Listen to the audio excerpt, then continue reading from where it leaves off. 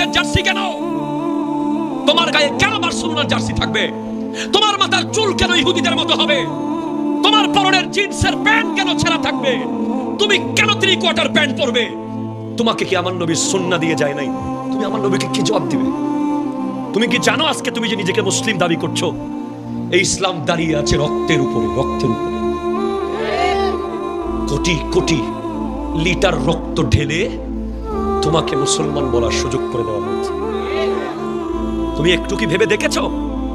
হযরত আলী আসগর গলার মধ্যে তীর খেয়ে পানি যখন না খেয়ে চলে গেছে, সেই ইসলাম আজকে তোমার এখানে।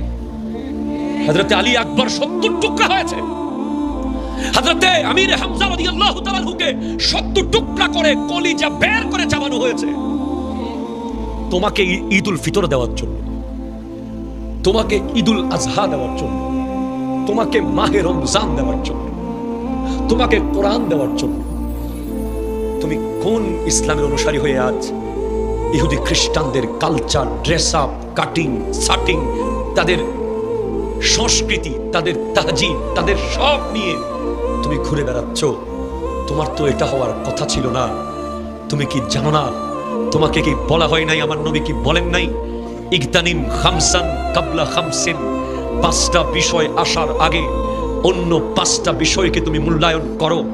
1 শাবাবাকা কাবলা হারামিক, তোমার যৌবনকে মূল্যায়ন করো বৃদ্ধ হয়ে যাওয়ার আগে। ওয়া সিহহাতাকা কাবলা সাকামিক, তোমার সুস্থ শরীরকে মূল্যায়ন করো অসুস্থ হয়ে যাওয়ার আগে। ওয়া ফারাগাকা কাবলা শুগলিক, তোমার বেকার সময়কে তুমি মূল্যায়ন করো ব্যস্ত হয়ে যাওয়ার আগে। ওয়া গিনাকা কাবলা ফাকারিক, তোমার ধন দৌলতকে মূল্যায়ন করো গরিব ফকির হয়ে যাওয়ার আগে। তোমাকে কি বলা হয়নি ওয়া হায়াতাকা কাবলা মাউতিক, ওয়া হায়াতাকা কাবলা মাউতিক, মৃত্যু আসার আগে তুমি তোমার হায়াতকে মূল্যায়ন করো? তুমি কি চট্টগ্রাম মেডিকেল কলেজের সেই আইসিইউ দেখো নাই কোনোদিন, যেখানে সন্তান টাকার বস্তা নিয়ে বাইরে দাঁড়িয়ে আছে, বাবাকে একদিন বেশি বাঁচানোর জন্য ডক্টর সিনার উপরে চাপ দিচ্ছে হার্ট এর বিটিং ফিরিয়ে আনার জন্য, কিন্তু ফিরিয়ে আনতে পারে নাই। জীবনের বাতি নিভে গেছে, চলে গেছে। তুমি কি দেখো নাই ওই 2টা কিডনি যার নাই, প্রতি সপ্তাহে যখন 2 বার সব রক্ত বের করে দিতে হয়? তুমি কি জানো না ওই ব্যক্তির কথা যার লিভার বলতে কিচ্ছু নাই, কোনো ভারী খাবার খেতে পারে না, লিকুইড খেয়ে খেয়ে জীবন কাটায়? তুমি কি জানো না ওই আরবের সন্তানের কথা যে অন্ধ, যাকে উলামায়ে কেরাম বলছে তুমি কি চোখ ফিরে পাওয়ার জন্য দোয়া করো না আল্লাহর কাছে? সে বলছে না না না, আমি চোখের জন্য দোয়া করি না। কেন দোয়া করো না?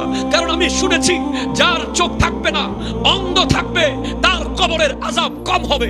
সেজন্য আমি আল্লাহকে বলেছি, আল্লাহ আমার চোখ দেওয়ার দরকার নাই, আমাকে কবরের আযাব থেকে তুমি মুক্তি দিও। কে তোমাকে ভুলিয়ে দিল কবরের কথা? কে তোমাকে ভুলিয়ে দিল হাসরের কথা? কে তোমাকে দূরে নিয়ে গেল এত আল্লাহর মোহাব্বত থেকে? তোমাকে কে এই ক্ষতিটা করলো?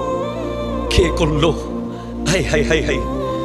দুররাতুন নাসিহিন কিতাবের মধ্যে এক ছেলে তার বাবাকে বলছে, এক ছেলে প্রচন্ড বিচলিত, চিন্তিত, ভাত খায় না, ঘুমায় না, ছটফট ছটফট করছে। বাবা বলছে তুই এমন কেন করছিস? বলে আব্বা, আমার আগামীকাল স্কুলে 1 সপ্তাহ পড়া নেব।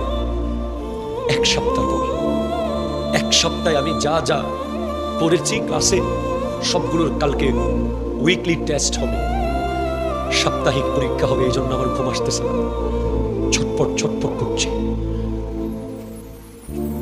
খেতে পারছে না সে পরীক্ষার ভয়ে। তখন বাবা তাকে বলছে হাই হাই হাই হাই বদনসিব, তুই মাত্র 1 সপ্তাহ পড়া দেওয়ার জন্য, পরীক্ষার জন্য কি চিন্তায় মগ্ন, আর আমি তো আল্লাহর দরবারে গিয়ে কিয়ামতের মাঠে 60 বছরের পড়া পরীক্ষা কিভাবে দেব? সন্তান বলছে বাবা, আমার এই পরীক্ষায় আমি ভালো না করলে আমার রেজাল্ট ভালো হবে না। দুনিয়ার পরীক্ষা নিয়ে তোমরা কত চিন্তা করো। তোমরা ফিজিক্সের টিচার রেখেছো, কেমিস্ট্রির শিক্ষক রেখেছো, বায়োলজি জিওগ্রাফির জন্য শিক্ষক রেখেছো, আলাদা আলাদা কোচিং এ যাচ্ছ, এরপর আবার ইন্টারনেট থেকে পড়ছো, এরপর আবার গুগল থেকে পড়ছো, এরপর আবার বন্ধু বান্ধবের সাথে গ্রুপ স্টাডি করছো, শুধু ম্যাট্রিক পরীক্ষায় A+ পাওয়ার জন্য। শুধু ইন্টার পরীক্ষায় A+ পাওয়ার জন্য। তুমি কি জানো হাসরের মাঠে তোমাকে কি কি প্রশ্ন করা হবে, সেগুলোর উত্তর তুমি কিভাবে দেবে?